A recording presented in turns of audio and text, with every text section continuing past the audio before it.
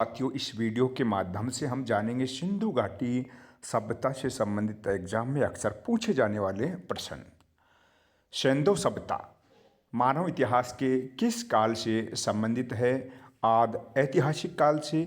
आद ऐतिहासिक काल उस काल को कहते हैं जिस काल में अवशेष पुरावशेष मिले हैं और लिखित अवशेष भी मिले हैं, लेकिन उस समय के इतिहास को उसकी लिपि की अज्ञानता के कारण उस समय के लेख को पढ़ा नहीं जा सका है। इसको आद ऐतिहासिक काल कहते हैं। हड़प्पा सभ्यता किस युग की थी?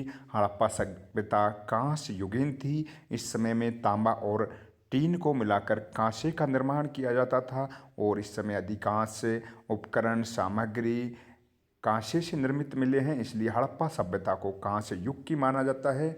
सिंधु घाटी सभ्यता के लोगों का मुख्य व्यवसाय था व्यापार। हड़प्पा सभ्यता के निवासी थे शहरी और हड़प्पा सभ्यता की मुख्य विशेषता थी नगर नियोजन और जल निकासी प्रणाली। अनूठी विशेषता। हड़प्पा एवं मोहनजोदड़ो की पुरातात्विक खुदाई के प्रभारी थे सर जॉन मार्शल।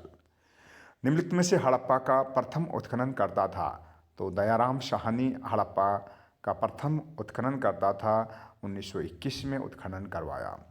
मोहनजोदड़ो से प्राप्त एक मोहर में योगी की मुद्रा में एक व्यक्ति का चित्र है। इसे पशुपति शिव किसे पुरातत्वविद ने बताया है? सर जॉन मार्शल ने। सर जॉन मार्शल ने मोहनजोदड़ो से प्राप्त मोहर में योगी की मुद्रा की तुलना की है पशुपति शिव से। सिंधु और सुमेरियन सभ्यता में समानता थी अन्न भंडार प्रणाली की। ऊंट की अस्थियां किस स्थल पर मिली हैं? ऊंट की अस्थियां कालीबंगा से मिली हैं। ऊंट की अस्थियां बड़ी संख्या में अनेक पुरास्थलों से भी प्राप्त की गई हैं, लेकिन किसी मुद्रा पर ऊंट का चित्र नहीं मिला है। ऊंट के अवशेष मोहनजोदड़ो, हड़प्पा, कालीबंगा और सुरकोटड़ा से प्राप्त हुए हैं। किस स्थान पर घरों के दरवाजे मुख्य सड़क की तरफ खुलते हैं? लोथल से। सिंधु घाटी सभ्यता की ये अनूठी विशेषता थी कि घर के दरवाजे मुख्य सड़क की तरफ नहीं खुलते थे, लेकिन अपवाद स्वरूप लोथल के दरवाजे मुख्य सड़क की तरफ खुलते थे, बाकी सभियों के गलियों की तरफ खुलते थे। सिंधु घाटी सभ्यता अपने बेहतरीन नगर नियोजन के लिए जानी जाती है, जिसमें अधिकांश स्थलों में घरों के दरवाजे व खिड़कियां गलियों की तरफ खुलती हैं। लोथल अपवाद है जहां घरों के दरवाजे गलियों की बजाय सड़कों की तरफ खुलते हैं। पैर में सांप को दबाए गरुड़ का चित्रण मिला है हड़प्पा से। पंचतंत्र में वर्णित धूर्त लोमड़ी की कहानी को प्रस्तुत करती चित्रकारी वाला मर्दभांड कौन से सिंधु स्थल से मिला है? लोथल से। लोथल से पंचतंत्र में वर्णित धूर्त लोमड़ी की कहानी को प्रस्तुत करने वाली चित्रकारी वाला मर्दभांड मिला है। सिंधु घाटी सभ्यता की तीसरी राजधानी कौन सी थी? कालीबंगा। दशरथ शर्मा ने कालीबंगा को सिंधु घाटी सभ्यता की तीसरी राजधानी बताया है। पहली दो राजधानियों में हड़प्पा और मोहनजोदड़ो थी और तीसरी राजधानी कालीबंगा को बताया गया है। मर्दभांड पर गिलहरी और मोरों के चित्र के सबूत कौन से सिंधु स्थल से मिले हैं? आलमगीर से। आलमगीर पुरास्थल की खोज में भारत सेवक संस्था का विशेष योगदान रहा। सीप से निर्मित पैमाना प्राप्त हुआ है मोहनजोदड़ो से, जबकि हाथी दांत से निर्मित पैमाना मिला है लोथल से। सीप से निर्मित पैमाना मोहनजोदड़ो से और हाथी दांत से निर्मित पैमाना मिला है लोथल से। किस स्थल पर कब्रिस्तान एज संस्कृति के अवशेष मिले हैं? हड़प्पा से। हड़प्पा नगर क्षेत्र के दक्षिण दिशा में एक कब्रिस्तान मिला है जिसे समाधि R37 नाम दिया है। हड़प्पा से 1934 ईस्वी में एक अन्य समाधि भी मिली है जिसे समाधि H नाम दिया गया है। इसका संबंध सिंधु सभ्यता के बाद के काल से था। पक्की मिट्टी के बने हल्का प्रतिरूप प्राप्त हुआ है बनावली। इसके अतिरिक्त चोलिस्तान पाकिस्तान से भी इसका पक्की मिट्टी के बने हल्का प्रतिरूप मिला है। बनावली है हरियाणा में। सूती कपड़े के साक्ष्य। सूती कपड़े के साक्ष्य किस सिंधु स्थल से मिले हैं? मोहनजोदड़ो से। तो सबसे प्राचीन साक्ष्य मिले हैं मोहनजोदड़ो से सूती कपड़े के, जिससे अनुमान लगाया जाता है कि कपास की खेती सर्वप्रथम भारत में शुरू हुई थी। पीतल की बनी इक्का गाड़ी प्राप्त हुई है हड़प्पा से। मानव खोपड़ी के अवशेष वे अग्निवेदियों के साक्ष्य प्राप्त हुए हैं लोथल और कालीबंगा से। दिशा मापक यंत्र मिला है लोथल से। लोथल से दिशा मापक यंत्र मिला है।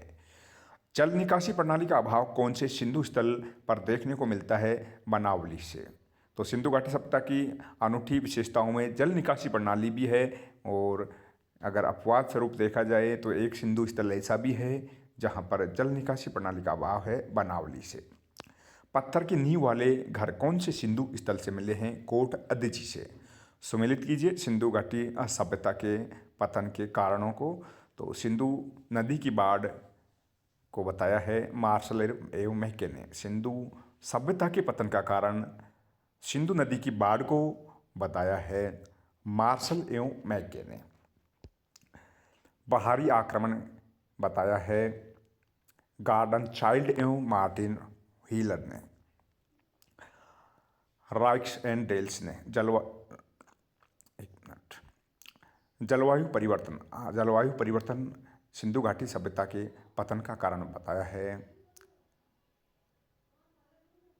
R.L. स्टाइन ने, जो कि सर्वाधिक मान्य कारण है। सिंधु घाटी सभ्यता के पतन का सर्वाधिक मान्य कारण माना जाता है जलवायु परिवर्तन।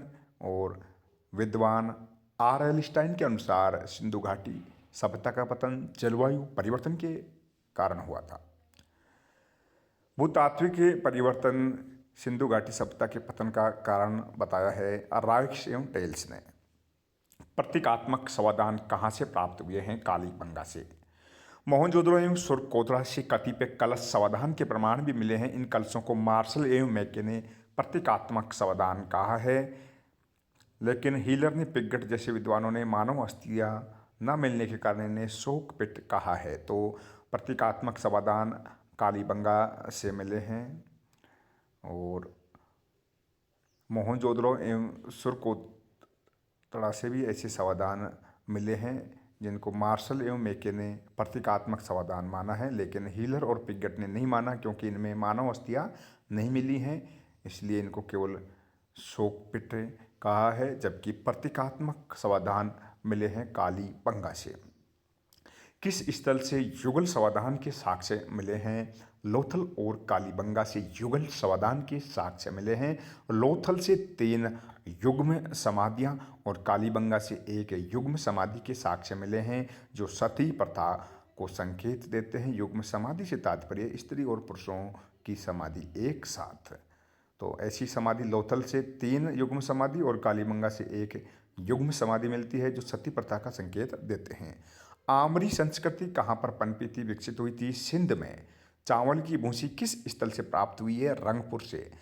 रंगपुर से चावल की भूसी मिली है, जबकि चावल के दाने के साक्ष्य मिले हैं लोथल से। लोथल से चावल के साक्ष्य में रंगपुर से चावल की भूसी प्राप्त हुई है। किस स्थल से अग्निकुंड के साक्ष्य प्राप्त हुए हैं? राखी गड्डी, कालीबंगा और लोथल से।